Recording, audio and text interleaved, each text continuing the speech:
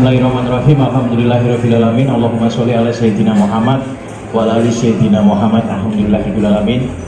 Baik kakak-kakak semua, kegiatan silaturahmi dan halal bihalal, walaupun mungkin bulan Syawalnya sudah lewat, namun karena DPD Partai Nasdem dan tim Bapilu kemarin fokus dalam mempersiapkan pemberkasan persyaratan pendaftaran bacalek di KPU ya sampai 7 hari 7 malam.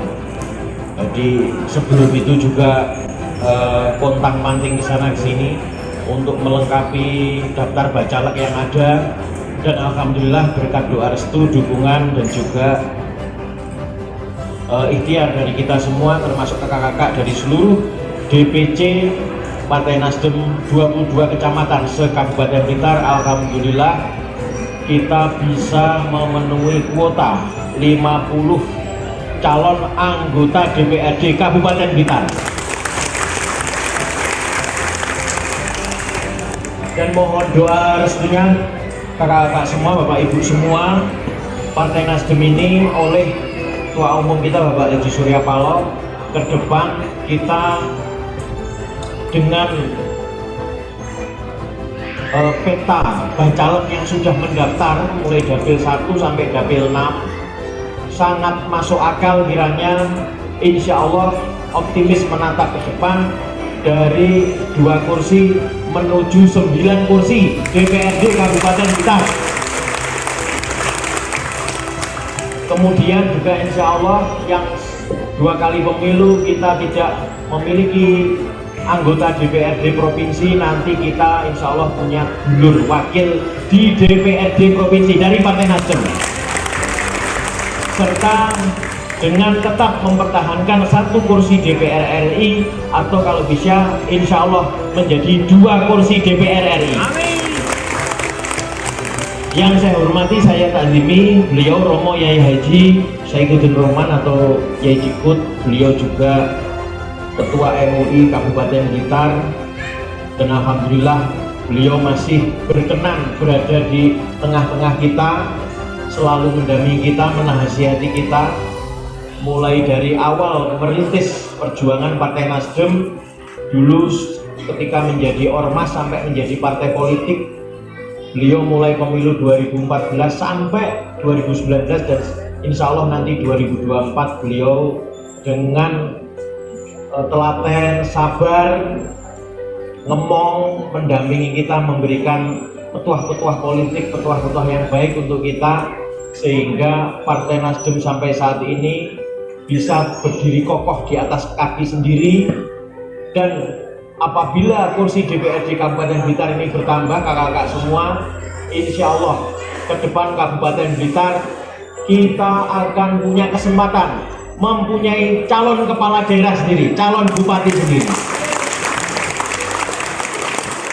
Kakak-kakak semua, di hari yang baik ini karena niatnya halal bihalal, saya selaku Ketua DPD Partai Nasdem Kabupaten Blitar dan juga pribadi serta mewakili keluarga sekaligus sebagai anggota DPR RI dari fraksi Nasdem, dari lubuk hati saya yang paling dalam, tentu selama setahun kebelakang kemarin saya banyak salah, khilaf, kekurangan, kelemahan yang saya sengaja maupun tidak sengaja kepada panjenengan semua, kepada saudaraku semua, kakak-kakak semua, baik pengurus di tingkat DPD, DPC, DPRT maupun seluruh kader Nasdem, baik dulur-dulur guru saksi. Sekali lagi bila saya punya salah, punya khilaf, saya mohon maaf yang sebesar-besarnya. Kakak-kakak semua, saya hari ini ingin mengenalkan kakak-kakak semua. Di sini ada seorang petani. Beliau itu adalah teman kuliahnya Bapak Anies Baswedan. Ya, jadi dia itu satu kampus, satu angkatan dengan Bapak Anies Baswedan. Saya kenalkan beliau biar walaupun sebentar agar kita tahu semua. Beliau adalah Bapak Walid. Silahkan ke depan Pak Walid. Tepuk tangan untuk Pak Walid. Universitas Gajah Mada, Fakultas Filsafat. Ya, beliau sekarang menekuni petani di Serang, Panggung Rejo. Ya. Jadi seorang lulusan filsafat tapi sebagai petani. Ini nggak nyambung, tapi nyatanya seperti itu. Dan alhamdulillah sudah pernah juga ikut membantu perjuangan Bapak Anies Baswedan waktu tatkala menuju gubernur DKI Jakarta. Tapi inilah seorang Pak Walid yang ternyata walaupun Pak Anies Baswedan itu berhasil, beliau tidak minta jabatan, tidak minta posisi, tetap kembali ke Blitar untuk menjadi seorang petani biasa. Tepuk tangan untuk beliau. Ini Pak Walid yang dari kampung ke kampung, dari warung ke warung, dari petani ke petani, yang selalu menyampaikan kebenaran tentang berita bahwa Bapak Anies Baswedan itu adalah, beliau itu calon presiden kita yang sangat toleran. Kalau ada yang bilang beliau radikal itu hoax, keliru besar. Beliau ini juga dengan telaten menyampaikan siapa itu sebenarnya Bapak Anies Baswedan, karena memang beliau itu teman sahabat karibnya. Jadi sudah biasa WA-WA-an, makanya kalau presidennya insya Allah ditakdirkan oleh Allah Subhanahu wa taala, digariskan oleh Allah Subhanahu wa taala, diridhoi oleh Allah Subhanahu wa taala, 2024 sampai 2029 presidennya itu Bapak Anies Baswedan, kita akan mudah mendatangkan beliau ke Blitar. Mergo enek koncone plek ning ngene. Ya. Tangan dulu. Baik, kita beri kesempatan sebentar saja untuk beliau, mungkin sepatah dua patah kata. Silakan Pak Walid. Assalamualaikum warahmatullahi wabarakatuh. Matur nuwun Pak Nur Hadi, Ibu Salsabila, Kayai, Pak Emi, matur nuwun datang poros derek sedaya ingkang rawuh wonten forum menika. Perkenalkan nama saya Muhammad Walid.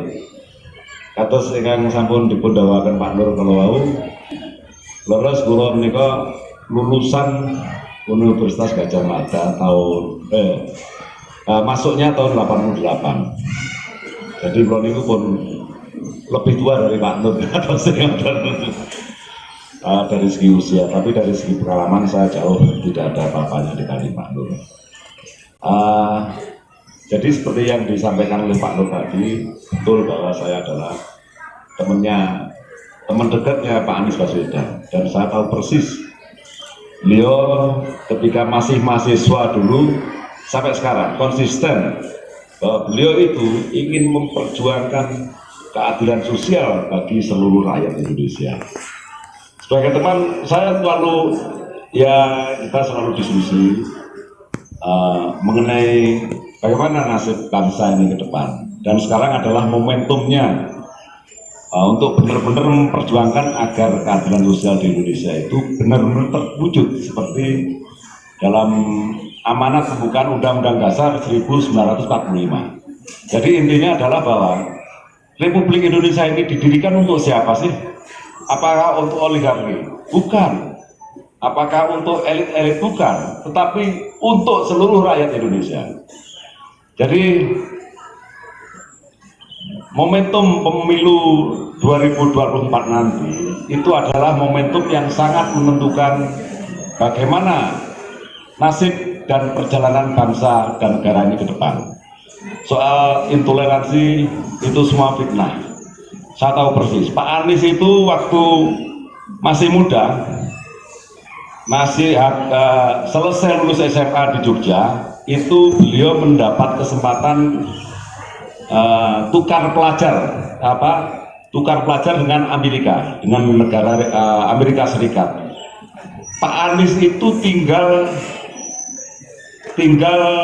di rumah bapak asuhnya itu seorang yang beragama Nasrani, dan itu posisinya sebagai pastor, sehingga Pak Anies itu sangat adaptif, sangat bisa menyesuaikan dengan lingkungan itu karena berbeda agama di Amerika sana. Jadi kalau dikatakan itu toleran nggak mungkin, karena sudah terbukti waktu itu Pak Anies sudah sangat bisa menyesuaikan apa artinya toleransi. Kalau sekarang disebut intoleransi, saya kira itu semua fitnah belaka.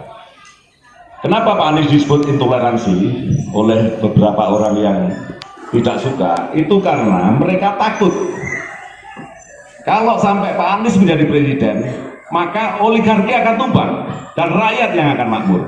Saya kira seperti itu.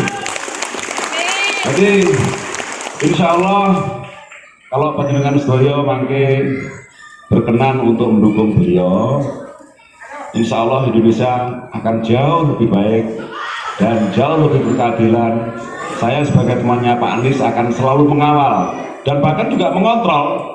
Artinya jangan sampai Pak Anies nanti terus tiba-tiba sudah di presiden dicedeki oligarki ini mana.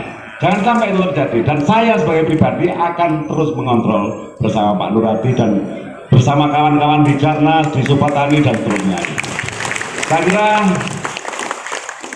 untuk sekarang atur mawon. Jadi sekali lagi terima kasih kepada saudara-saudara sedaya yang sudah ada di sini, terutama pada Pak Nur, maknyes nah tadi.